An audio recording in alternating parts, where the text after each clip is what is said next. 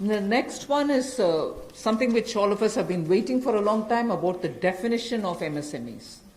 I'm sure you heard from several sources that this discussion has been going on.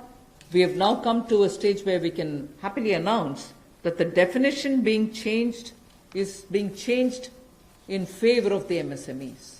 Because there was always this fear in very successful MSMEs also that if they outgrow the size of what is defined as an MSME, they'll lose the benefits that they get as an MSME itself. So outgrowing this definition meant outgrowing and going out of receiving benefits. Therefore, MSMEs preferred to remain within the definition rather than grow. Now what we are coming with is a change in the definition of MSME so that they need not worry about growing in size. They will still be able to get quite a lot of benefits which otherwise, as an MSME, they had got. So now how do we change it? I told you why we are changing the definition.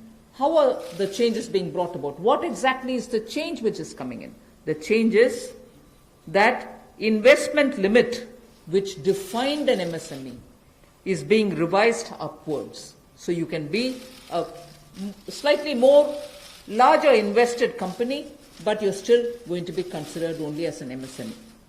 And then I'll come to the amounts which is shown in the chart there. But the idea is, even with an increased investment, you'll still be defined only as an MSME. You shall not get out of the benefit which is given to you as an MSME. Second is, additional criteria to define an MSME is being brought in. And that criteria is based on turnover. So that is being brought in newly now. Earlier it was only investment size. Now investment size and or additional turnover size is being brought in. And earlier the distinction which prevailed between manufacturing unit, and therefore their definition was on slightly different account. Service units, their definition was on slightly different criteria. Now that differentiation between manufacturing and service MSME are being removed. Manufacturing MSME or service-based MSME shall all be defined similarly. And then, therefore, the chart that is there before you will tell you what was earlier and what is now. What was earlier defined with an investment of 25 lakh as micro unit will now have investment allowed till 1 crore. So they'll still be called a micro unit even if the investment is up to 1 crore.